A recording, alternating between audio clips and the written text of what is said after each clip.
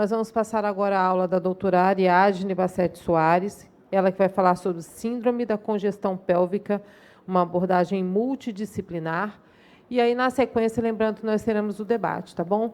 Eu peço a todos que mantenham o silêncio para que a gente possa seguir com a apresentação da doutora Ariadne. Lembrando que nos nossos estandes a gente tem sorteios, tá? É só preencher lá os formuláriozinhos. Tem uns sorteios bem interessantes. Nosso agradecimento à Axê, à Apsen, Emilcardio, EMS, Servier, Venosan, Vitalcor, que fizeram esse evento possível. A pedido aqui da doutora Ariadne, nós gostaríamos que fizessem assento aqui, uso do assento aqui na frente, a doutora Fanilda Souto Barros, doutora Caroline Ferraz Rezende, doutor José Maria Gomes Pérez e doutora Jaqueline Alvarenga. Bom dia a todos. Bem, hoje nós vamos comentar um pouco sobre a síndrome da congestão pélvica e a importância dela, inclusive, na recidiva de varizes. E eu acho que o nosso olhar de cirurgião vascular ainda é míope para isso. A gente vê muitas recidivas, muitas de origem pélvica, e talvez até pelo constrangimento de examinar pequenas fossas, área mais íntima do paciente, às vezes por não ter uma pessoa, um assistente na sala, a gente limita o exame e as varizes recidivam várias vezes e a origem é pélvica, né? As varizes pélvicas são mais frequentes nas mulheres, muito ligado à ação hormonal, à gestação, aos anticoncepcionais. É mais frequente ainda nas mulheres multíparas. A gente define o sistema venoso infradiafragmático como uma unidade funcional única. Então, sempre que a gente pensar em variz, nós temos que pensar em tudo que está abaixo do diafragma, inclusive as veias pélvicas, gonadais, a compressão de mesentérica e, às vezes, a compressão da ilíaca. Na anatomia, existe uma interconexão entre todas e, se normal, as válvulas competentes preservam o refluxo para o membro inferior. Mas, com o passar dos anos, a posição ortostática, os anticoncepcionais, as gestações, as mulheres, principalmente as brancas, porque tem mais frequência de varizes nos brancos do que nos negros e nos asiáticos, surgem varizes que migram para a perna e são a grande causa de recidiva. Então, quando a gente vê uma imagem dessa numa flebografia com múltiplos pontos de fuga para o membro inferior, não adianta tratar a recidiva das pernas se nós não tratarmos esses pontos de fuga, porque novamente surgirão varizes depois de 3 ou 4 anos. Tá? Então, a gente tem vários pontos de fuga, 4 principais: pudendo, o inguinal, o glúteo, lembrando muito aqui do isquiático, porque o isquiático leva a uma síndrome dolorosa muito semelhante às dores ciáticas, né, do nervo ciático, e o diagnóstico é difícil se não for auxiliado por um ecodoppler e depois uma flebografia. Aqui tem os detalhes dos pontos de fuga, e aqui uma imagem de varizes de localização anômala, indo para a face lateral, né? Existe também as perfurantes aqui, mas sempre pensar e buscar o estudo da veia isquiática, que é um remanescente, né, embrionário da veia primitiva. Outros pontos de fuga, mais pontos de fuga. A gente tem que lembrar que existem pontos de fuga de forma centrípeta e centrífuga, tá? Nos centrípetas, nem sempre a gente tem que tratar esse ponto de fuga, porque às vezes ele é a compensação, por exemplo, de uma trombose de veia ilíaca. Então, o estudo tem que ser feito detalhado, dos dois lados, e essa colateralidade precisa ser bem observada. E nos casos dos centrífugos, sim, buscar as causas e tentar tratar. As veias posteriores e laterais de coxa são as mais frequentemente associadas a varizes pélvicas. Nessas, o estudo da pelve é mandatório. Então, quando vamos fazer o estudo, não pedir só um ecodoppler de membros inferiores. É necessário pedir o ecodoppler da pelve e o estudo completo da pelve, o que a gente esbarra, inclusive, nas negativas dos planos de saúde de fazer o estudo completo, mas ele é fundamental e a gente tem que ressaltar isso para o paciente, porque se a gente tratar só o membro inferior, ele precisa saber que 3 ou 4 anos depois ele terá novas varizes. Aqui é um caso, né, de um Doppler feito pela doutora Fanilda, com recidivas e anastomoses distais decorrente de varizes pélvicas, e aqui as imagens. Esse é um plexo né, anexal ovariano, repleto de varizes de grosso calibre, e que a gente tem que pensar muito, então, na dor pélvica desse paciente. Raramente ele vai ao nosso consultório se queixando de uma dor intraabdominal, de dispauremia, de congestão, de dor pior na época da menstruação. Esse é um papel do ginecologista, investigar e pensar, quando temos essas síndromes, se é melhor primeiro começar investigando as doenças venosas, que são bastante frequentes, 10% das mulheres têm, e quando as mulheres têm 3 ou mais filhos, entre 30% e 40% dos casos estão nelas. Então, essa parceria com a ginecologia é fundamental para a gente, então, traçar um tratamento adequado. Porque, muitas vezes, a gente tratando as veias intrapélvicas, a gente nem precisa tratar as veias da perna de forma tão premente como, por exemplo, uma fleboextração de safena, que às vezes é por um pequeno ramo pélvico que, depois de tirar do refluxo, a válvula até pode voltar à normalidade se for por um período curto de pressão sobre essa válvula. As válvulas, com o tempo, vão abrir, porque a pressão existe, a pessoa pode ter ainda associação com constipação, passar muito tempo em pé. As mulheres, muitas vezes, ficam muito tempo em pé em casa, são professoras, atuam em atividades onde a ortostase é muito importante. Aqui é uma outra imagem, e aqui já é uma flebografia mostrando uma gonadal insuficiente, com os ramos ovarianos, né, que passam do lado esquerdo para o direito, que é o mais frequente, uma vez que a ovariana esquerda ela tem um trajeto reticular e a direita ela é oblíqua, e nesse caso aqui uma grande gonadal direita, com varizes pélvicas ovarianas do lado direito, e que traz um impacto na vida da pessoa muito grande.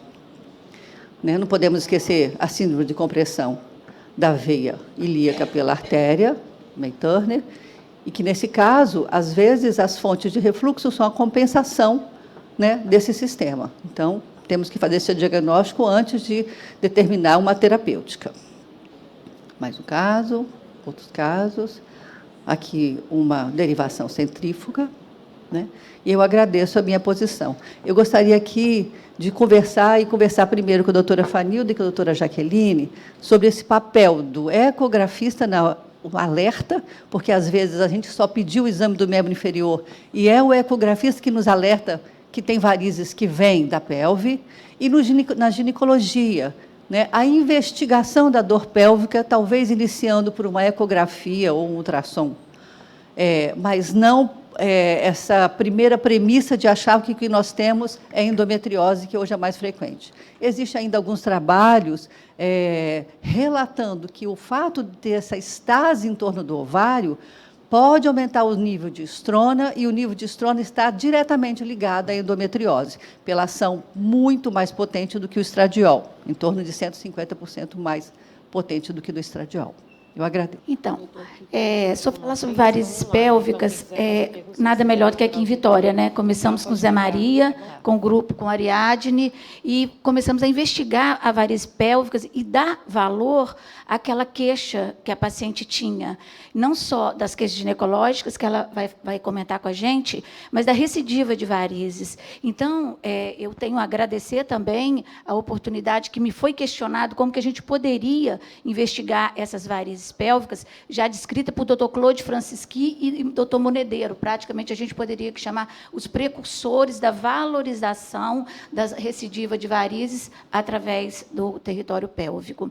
E aqui, falando da parte da ecografia vascular, nós temos que ressaltar a investigação necessária desses pontos de fugas que comunicam o território pélvico com os membros inferiores, porque é a partir deles que a gente vai dizer para o cirurgião vascular que existe a possibilidade dessa comunicação e dessa causa de refluxo pélvico, né? E esses pontos, como a Ariadne mostrou ali, os principais são 4.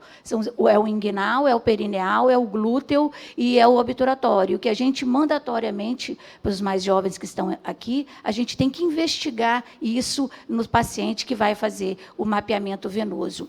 E importante também o que a Ariadne citou, que o mapeamento venoso pélvico, quando se tratar de varizes pélvicas, não inclui só o membro inferior, ele inclui o território abdominal e ilíaco. Por quê?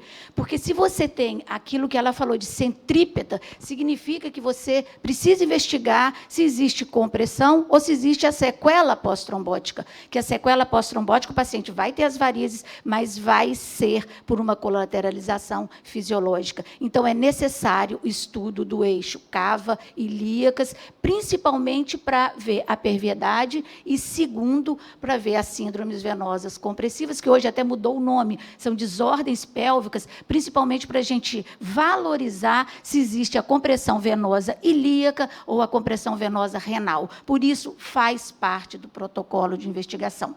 E também acrescentou-se ao nosso exame, que a gente evoluiu, né, de um tempo para cá, para estudar também a veia gonadal. Então, a gente consegue ver no mapeamento abdominal o diâmetro e se essa veia é insuficiente ou não. A veia gonadal direita é mais difícil, como em todo método de imagem. Então, a gente consegue, gente, através do transabdominal, chegar até essa gonadal e ver as veias parametriais também com um corte baixo. E aí a gente evolui mais ainda para o endovaginal, que a gente vai ver as varizes pélvicas propriamente ditas. A gente vai diagnosticar se elas existem e aí, em conjunto com o ginecologista e em conjunto com o cirurgião vascular, vai avaliar se aquela dor pélvica da paciente procede por um ou outro diagnóstico. E também mais uma ressalta que eu queria fazer, que a Ariadne chamou a atenção, foi para o estudo dessas pacientes na região vaginal, na região do períneo, que para o cirurgião vascular, principalmente o homem, é mais complicado de estudar. Mas, para nós, mulheres, que fazemos esse diagnóstico, a gente pode chegar, e hoje eu tenho estudado veias labiais, até o ponto clitoriano, se tem varizes ali, e é importante também, principalmente, mostrar para o cirurgião vascular e esclarecer a dor daquela paciente. A paciente, muitas vezes, a Maria lembra disso, ele não dizia para ele, nem para a Ariadne, nem para os demais, que tinha dispareunia, mas, para mim, elas diziam. E aí a gente fazia esse conjunto, e nós temos casos que, por a gente ser mais velha, a gente pode citar, né? Varizes pélvicas só existe em mulheres mais velhas. Não, nós tivemos uma paciente que tinha 32 anos, que o problema dela no casamento era triste, ela tinha uma vida sexual assim complicada, e que depois que foi tratada, ela foi lá agradecer a gente, deve ter agradecido a vocês que fizeram o tratamento também. Então, é isso. E a minha pergunta já vai ficar para a ginecologista, é essa casadinha entre a varizes pélvicas e a endometriose também, né, que é a causa importante, e como que vocês procedem na paciente com varizes pélvicas, principalmente, atualmente, que se faz um tratamento e com a resolutividade muito boa. A dor pélvica crônica no consultório da ginecologia realmente é uma realidade, né? Aquela paciente com dor pélvica há mais de 6 meses. Hoje, o importante é a anamnese e exame físico, né? Uma anamnese espontânea também da paciente com a queixa de dispareunia, de congestão, um peso na região da vulva, do períneo, mas também uma anamnese direcionada. Muitas pacientes, elas não falam isso espontaneamente. Então, é o cuidado que a gente tem tido cada vez mais de perguntar se tem dor na relação sexual, dor após a relação sexual, se quando fica muito tempo em pé, se sente aquele peso, aquele desconforto. E aí, junto a isso, o exame físico.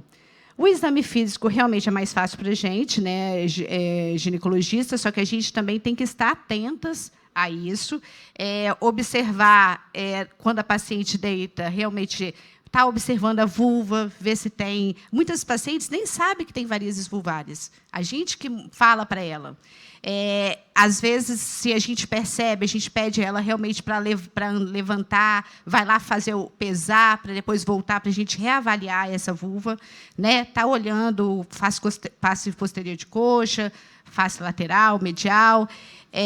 Mas o exame físico e a síndrome da congestão pélvica, a paciente ela também tem um toque vaginal, o toque bimanual doloroso. Geralmente, ela tem uma dor à mobilização do ovário, ela tem uma dor à mobilização uterina, ela tem a endometriose, ela também dá esse tipo de dor. Hoje, o exame físico para o diagnóstico da endometriose, ou para a orientação do diagnóstico da endometriose, se evoluiu muito. Então, no toque vaginal, junto com o toque retal, a gente vê um espessamento de útero sacro, de paramétrio, que na síndrome pélvica não teria. É um endurecimento. Então, o exame físico para a gente, associado a essas queixas, né, essa anamnese direcionada, nos orienta nessa conduta. Nós, como ginecologistas, acabamos pedindo sempre, né, a ultrassom endovaginal. Tem que lembrar também que, na anamnese, existem outras causas também de dor pélvica crônica, né? Tem as causas gastrointestinais, então a anamnese tem que ser orientada a isso também, causas urológicas. E aí, eu acho que a gente tem que estar atenta a essa causa venosa. Né? Isso às vezes passa, e muitas pacientes elas não procuram, elas nem relatam para a gente, mesmo tendo esse desconforto, elas consideram como normais, né? Como a dismenorreia também, né? E aí hoje a nossa função como ginecologista, acho que é sempre estar atenta a isso, solicitar a ultrassom e ver a ultrassom abdominal e pélvica, né? Ver o quebra-nozes, né? A síndrome de quebra-nozes, então tem que ter avaliação mais superior também. E encaminhar essa parceria com vocês, né? De estar sempre encaminhando, chamando atenção para a paciente que isso não é normal, né? Que muitas vezes elas não têm muito essa noção. E essa parceria mesmo. Primeiro, te parabenizar pela excelência da sua apresentação. Você deu um panorama geral muito interessante sobre a síndrome, né? Sobre o problema.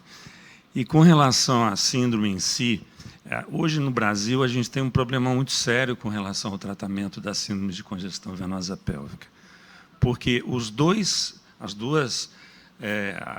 a forma mais efetiva de tratamento, que é a embolização, ela não é permitida pelos planos de saúde, ou seja, o governo ele não obriga os planos de saúde a tratar essa patologia.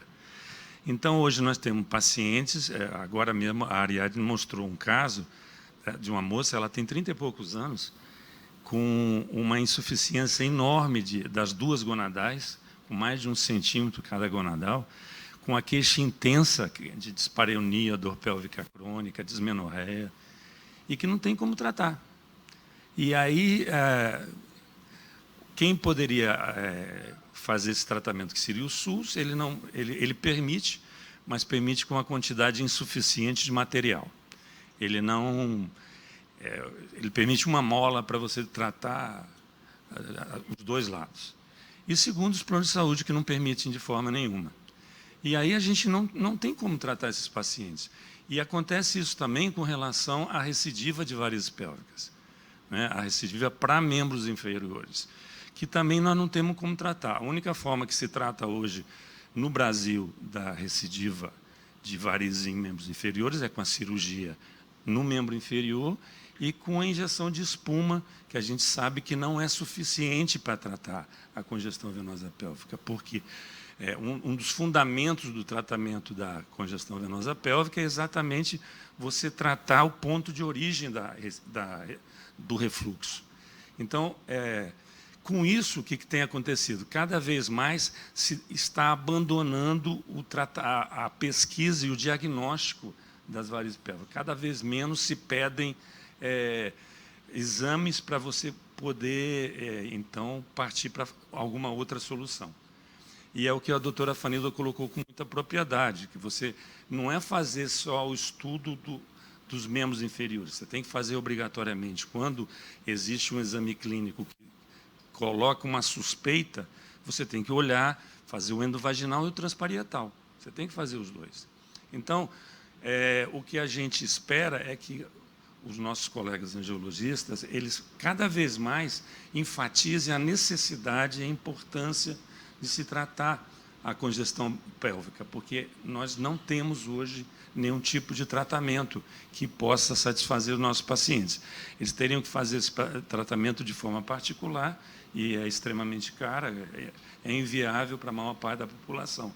E o SUS também, por outro lado, ele permite que você faça a embolização com uma mola, nós fizemos há uns anos atrás no Hospital das Clínicas um tratamento somente com espuma, mas tem uma recidiva muito mais alta do que com as molas. Então, nós fizemos perto de 30 pacientes. Tem um resultado clínico bom, inicial, mas depois de um tempo os pacientes voltam a apresentar sintomas. Então, nós não temos nem no SUS, nem no sistema de planos de saúde. Obrigado. Os homens também têm varizes pélvicas, não? É menos frequente, mas também tem, né? A varicocele existe, atrapalha na fertilidade, também precisa ser investigado. Nesse caso, então, mais difícil ainda para nós vasculares, porque eles nunca vão ao vascular para se queixar de varicocele. Ao urologista é que eles vão. E varizes na pelve, com mais de 6 milímetros, temos que estudar detalhadamente, sair do ecodoppler para a flebografia, para então tentarmos, né, tratar essas pessoas. Eu acho que o nosso papel é botar isso mais em questionamento, discutirmos mais nos encontros científicos para ver se a gente consegue mudar esse paradigma e permitir essas pessoas ter acesso ao tratamento. E uma curiosidade é que a Anvisa ela autoriza que você faça embolização de veias no homem, e na mulher não. E a gente não consegue fazer eles entenderem que é a mesma patologia. É muito considerada um sintoma mais emocional, de falta de afeto, de falta de ligação com o parceiro, e não de um caso funcional realmente. Gostaria de agradecer o convite, né? Parabenizar a organização do evento, parabenizar as aulas, muito boas. E eu gostaria de fazer um comentário sobre a primeira aula de hoje do Dr. Felipe, que ele falou que vem crescendo muito, né, a cirurgia ambulatorial em expansão, e ele diz que no modo como ele trabalha lá, ele tem uma unidade tipo 3, ele tem assessoria do anestesista, né, tem um contrato com o UTI móvel, então, toda uma segurança para o paciente. E isso é muito importante, mas, no início, eu gostaria de perguntar, doutor Felipe, quando o senhor começou, não sei se o senhor já começou com a unidade tipo 3, mas como que a gente pode fazer isso com segurança no início, quando a gente ainda está começando, né, não tem um suporte de um anestesista, né, a gente tem que tentar se atualizar, fazer cursos de urgência e emergência, mas como que o senhor orientaria no início? Assim, não adianta você tomar atalhos que vão colocar a segurança do seu paciente em risco. Né, você precisa ter uma conversa boa com o arquiteto, com a vigilância sanitária. E o que muita gente faz hoje é tem um consultório e vai adaptando o consultório vai fazendo puxadinho, vai pegando uma coisa, vai fazendo outra, e quando vê, está fazendo cirurgia no consultório. Eu acho que o caminho tem que ser inverso.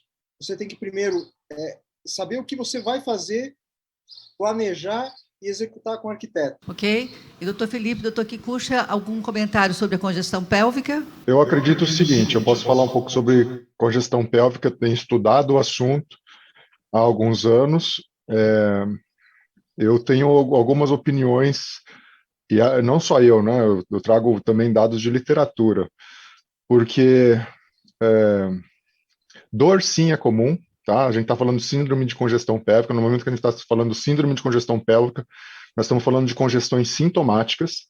Eu acho que os sintomas são sim subdiagnosticados, mas, na minha opinião, na verdade, é o dado da literatura, não é todo o refluxo, não é toda a dilatação pélvica que leva a sintoma, pelo contrário.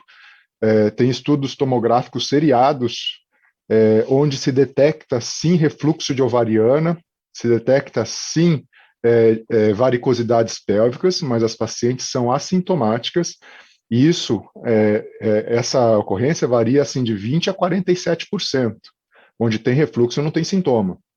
A principal manifestação é, sem dúvida nenhuma, o escape para as varizes de membro inferior. Essa é a principal manifestação de longe, tá? Não é pouco, é de longe. Por quê? Se você imaginar que 1/3 das varizes recorrentes, elas são derivadas de pontos não safênicos, sendo que grande parte deles são, sim, de extravasamento de pontos de fuga pélvico, a gente está falando de um universo muito maior, porque a prevalência da doença varicosa é muito grande. Aí que surge uma questão, porque uma paciente que tem refluxo de ovariana, tem varizes pélvicas, mas ela não tem sintoma, não tem síndrome de congestão, estou falando de sintomas pélvicos, e tem só extravasamento para o meio inferior, a gente vai embolizar essa paciente? Tá certo? Não tem dado na literatura que se comprova isso, que a embolização vai diminuir a recidiva embaixo, não tem. Tanto é que a maioria dos tratamentos são sim via baixa, com punção no ponto de fuga, injetando de 6 a 10 ml de espuma 2 ou 3% de polidocanol. Tá? Esse é o trabalho do Munideiro, é o trabalho de outros colegas europeus também.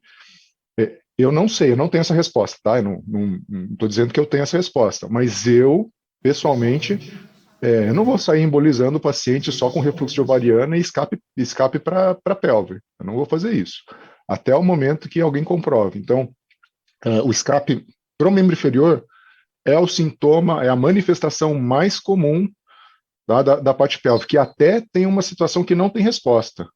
Se existe escape pélvico sem ter grandes dilatações das veias da pelve. Tá?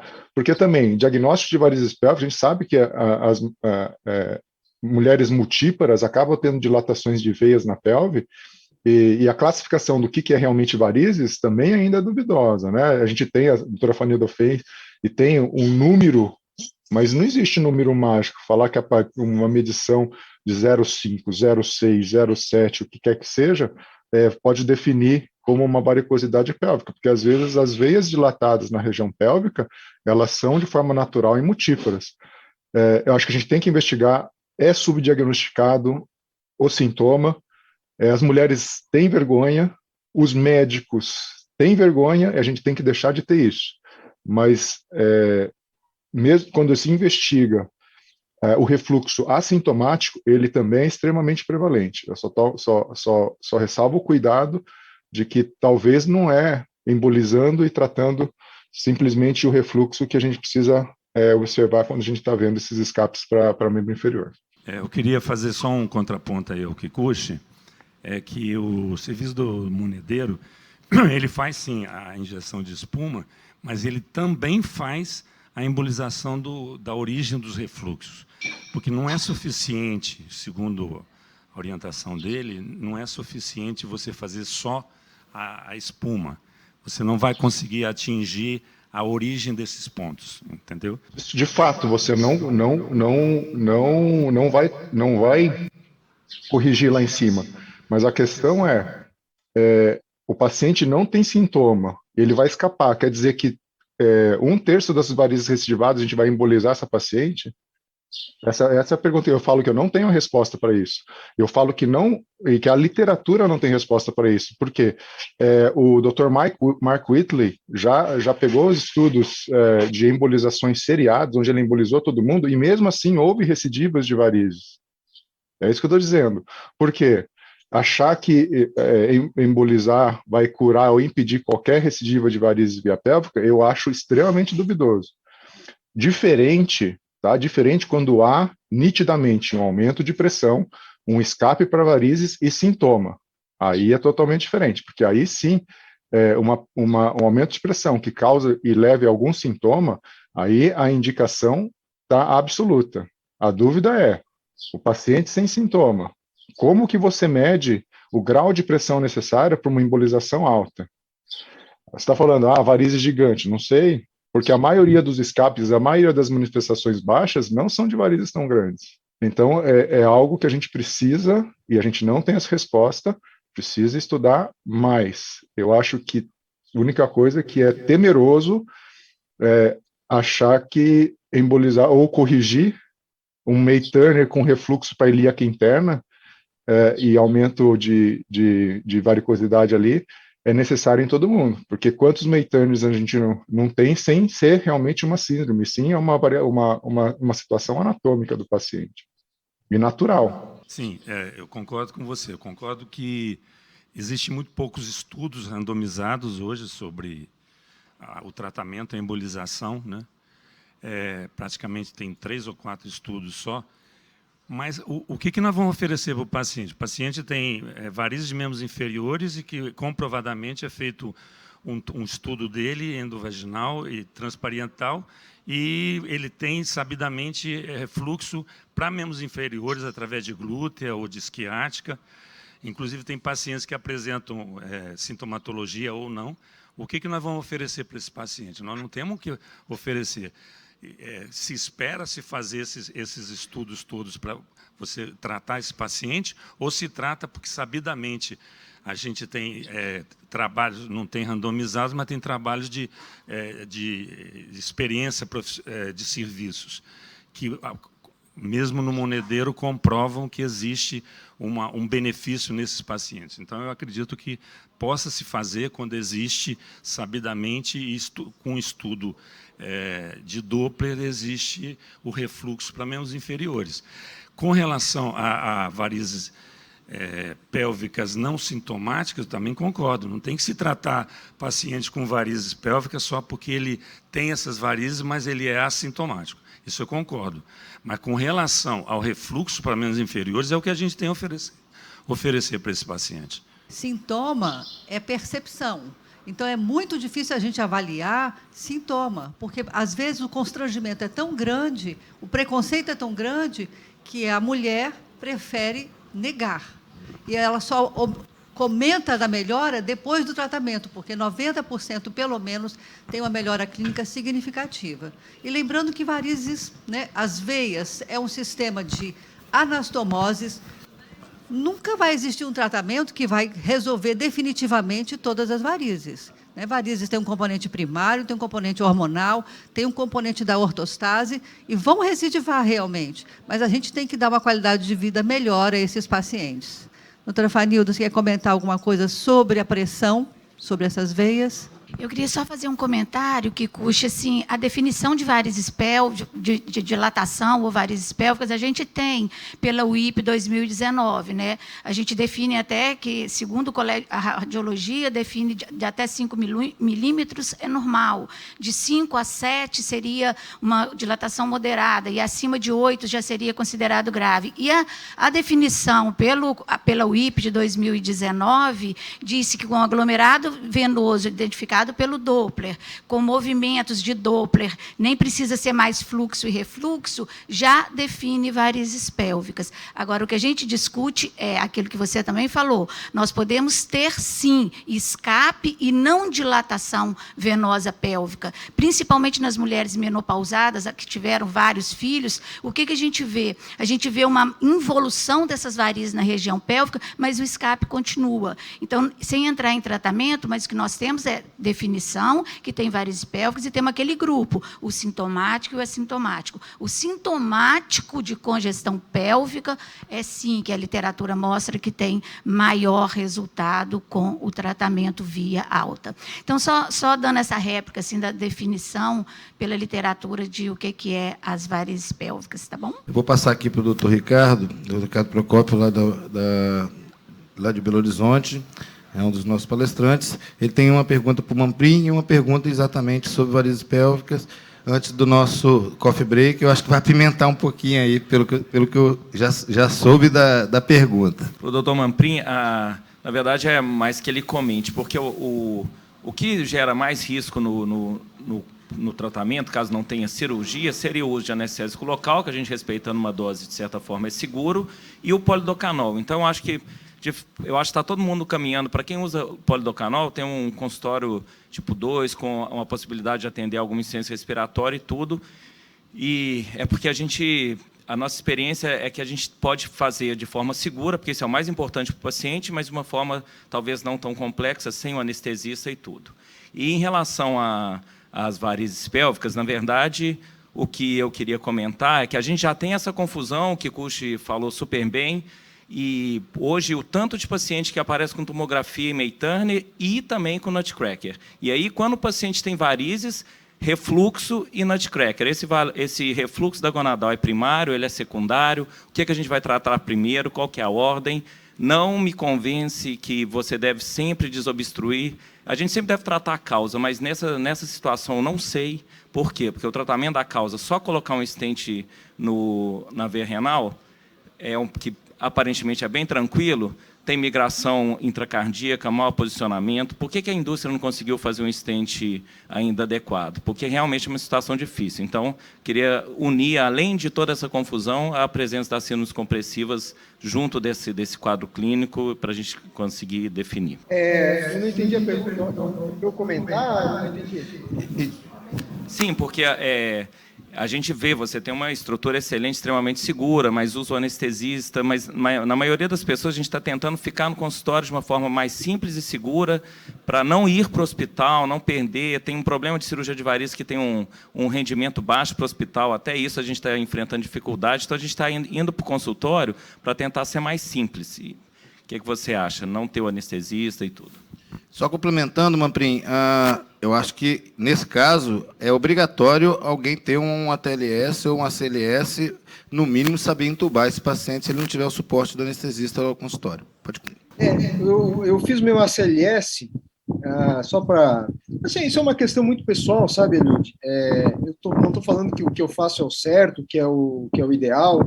Eu me sinto bem daquele jeito. Eu tento usar o menos possível de espuma. Eu gosto de fazer flebectomia, eu vejo resultados bem melhores com a flebectomia do que com a espuma, do que com laser tributária, e fazer flebectomia sem sedação realmente dói. Às vezes você traciona, eu já fiz várias, é um pouco desconfortável para o paciente, principalmente porque você às vezes puxa o vaso, tem um estímulo de tração, é um pouco chato mesmo. Então eu gosto de fazer com anestesista, eu me sinto bem. O anestesista é o nosso...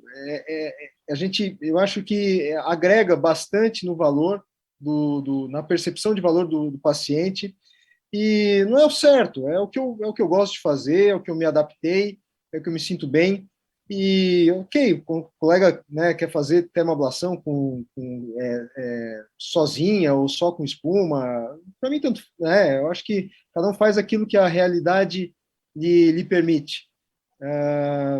Eu gosto, né, e eu acho que o ACLS, só para complementar, eu era o único cirurgião a fazer o ACLS, era só residente de clínica, inclusive era o mais velho, aí perto de 20 anos mais velho do que os meus amiguinhos de turma, e foi bom, porque a gente revisa muita coisa, e você se sente mais seguro, e você fica torcendo para o paciente ter uma arritmia ali no dia seguinte ao curso, você fica torcendo para que ele tenha uma arritmia, para que você consiga colocar os seus ensinamentos em prática. Mas eu me senti bem fazendo, eu acho que vale a pena, até do ponto de vista médico, todo mundo está preparado a tratar a intercorrência. Em relação à síndrome da congestão pélvica, pacientes com varizes pélvicas que não tenham varizes de membros inferiores, a supressão ovariana, o uso a literatura mostra que, às vezes, você deixar essa paciente amenorreia, uso de análogo de NRH ou implante de etonogestrel, poderia melhorar esses sintomas também. É uma opção inicial de conduta aí para ver se há uma melhora clínica.